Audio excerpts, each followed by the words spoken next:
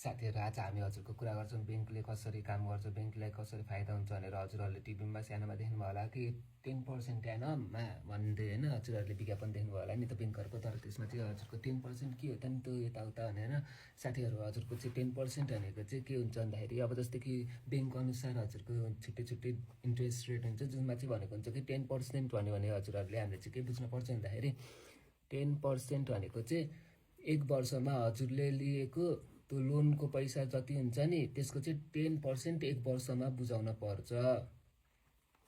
एक वर्षमा 10% मतलब कि एक महिनामा कति हुने भयो 1/12 इन्टु 10 यस्तै गर्न सकिन्छ, मतलब कि त्यति हुन्छ हजुरको है साथीहरू। अब हामीले चाहिँ के बुझ्नुपर्छ भन्दाखेरि चाहिँ यो चाहिँ ब्याङ्कले चाहिँ अब कसरी पैसा कमाउँछ त नि भनेर है साथीहरू है। हाम्रो के हुन्छ भन्दाखेरि लोन हुन्छ साथीहरू है। लोन मान्छेहरूलाई लोन दिएको हुन्छ। कसरी दिएको हुन्छ ब्याङ्कले लोन? हामी जनताहरूले नै त्यो डिपोजिट गरेको हुन्छ नि त। कोहीसँग पैसा बढी हुन्छ, कोही जसले गर्दाखेरि ब्याङ्कमा राख्छ, अनि त्यही पैसा डिपोजिट चाहिँ अनि हामीलाई चाहिँ लोनको मार्फतबाट हामी जनतालाई नै जोसँग पैसा कमी छ उहाँहरूलाई नै लोन पास हुन्छ। अब लोनमा चाहिँ अब 10% भनेपछि अब जस्तै कि मैले 1 लाख रुपियाँ लोन लिएँ, 1 लाख रुपियाँ लोन लिएँ भनेपछि अब मैले एक महिनामा कति बुझाउन पर्यो त नि भन्दाखेरि 1 लाख भयो है। 1 लाखको 10% कति हुन्छ? मतलब कि 1,00,00 मतलब कि 10,000 रुपियाँ एक वर्षमा बुझाउन पर्यो। अरू कस्टहरू नि हुन्छ जस्तै कि यति यति त्यो भन्छ नि, अब यति सर्भिस फी यता भनेर त्यो कस्ट अनुसार चाहिँ हुन्छ। तर हामी यसरी चाहिँ बुझाउँ नि यति भनेर है। मतलब कि एक वर्षमा हामीले 10,000 तिर्यौँ भनेदेखि एक महिनामा क्यालकुलेट हान्नु 10,000/12 गरिहाल्नु, त्यसको एन्सर आइहाल्छ। एक महिनामा चाहिँ हामीले त्यति पैसा बुझाउन पर्छ है साथीहरू। यो भयो लोनबाट हामीले चाहिँ के गर्न सक्यौँ, पैसा ब्याङ्कले कमाउन सक्यो। अब अरू के हुन्छ भन्दाखेरि अब जस्तै कि हामीले गरेको डिपोजिट हुन्छ नि हजुरहरू जोसँग पैसा हुन्छ नि बढी उनीहरूले चाहिँ के गर्छ भन्दाखेरि त्यो डिपोजिट चाहिँ ब्याङ्कमा दिन्छ। अनि ब्याङ्कले चाहिँ त्यो डिपोजिटलाई चाहिँ केमा युटिलाइज गर्छ, इन्फ्रास्ट्रक्चर रोड बिल्डिङमा चाहिँ तिनीहरूले लगानी गरेर अनि त्यसबाट नै तिनीहरूलाई पैसा आउँछ, ब्याङ्कलाई पैसा आउँछ। अरू के हुन्छ भन्दाखेरि हजुरको अब जस्तै कि लकर हुन्छ, हेर्नुहोस् लकर है। लकरमा अब यसो सोच्नु हजुरको एक वर्षमा लकरमा चाहिँ अब त्यस ब्याङ्कहरूले 2500सम्म चार्ज गर्छ। अब ब्याङ्क अनुसार हेरी हुन्छ है हजुरको। तर जस हामी यसरी बुझौँ कि 2500सम्म चार्ज गर्छ। अब भनेपछि एउटा मान्छेबाट चाहिँ 2500 चार्ज गर्छ भनेदेखि 10वटा मान्छेसँग कति हुने भयो ब्याङ्कलाई 25,000 एक वर्षमा हुने भयो।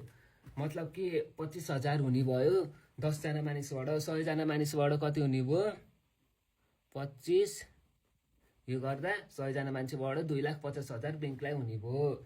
अब 100जना मान्छे भयो, 1000जना मान्छेलाई कति हुने भयो 2,5,0,0,0,0,0।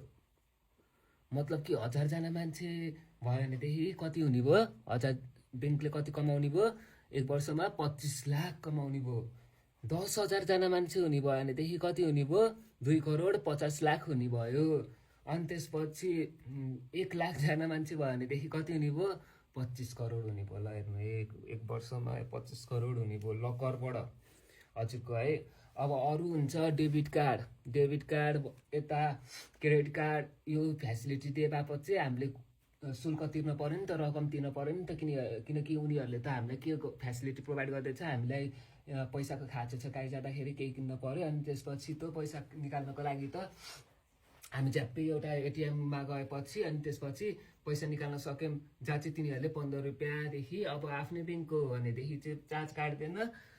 अरू ब्याङ्कबाट निकालेर 15देखि 25 रुपियाँ यताउता चार्ज काट्छ है यसरी चाहिँ। अनि त्यसपछि एटिएमबाट नि पैसा कमाउँछन्। अनि त्यसपछि अरू अब केबाट पैसा कमाउँछन् भन्दाखेरि हजुरको आजकल के छ मोबाइल ट्रान्जेक्सन, मोबाइल ब्याङ्किङ, जहाँ चाहिँ हजुरहरूले देख्नुहुन्छ कि यी सेवाबाट ब्याङ्कमा ट्रान्सफर गर्दाखेरि 10 रुपियाँ काट्ने। अनि त्यसपछि यसरी चाहिँ उनीहरूले हामीलाई सेवा दिएको बापत यति रकम चाहिँ उनीहरूले काट्छ। जस्तै कि अब 10 रुपियाँ काट्यो एकजना मान्छेबाट भनेपछि 10 रुपियाँ कमायो। अनि त्यसपछि 10 रुपियाँ कमाएपछि 10 रुपियाँ 10जनासँग उठायो भनेदेखि 100 रुपियाँ हुने भयो। 10 रुपियाँ 100जना मान्छेसँग उठायो भनेदेखि 1000 हुने भयो। अनि त्यसपछि 10 रुपियाँ 1000जना मान्छेसँग उठायो भनेदेखि कति हुने भयो?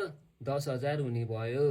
अनि त्यसपछि 10 रुपियाँ 10,000जना मान्छेसँग उठायो भने कति हुने भयो? 1 लाख रुपियाँ हुने भयो। ल हेर्नु, अनि 10 रुपियाँ 1 लाखजना मान्छेसँग उठायो भनेदेखि कति हुने भयो?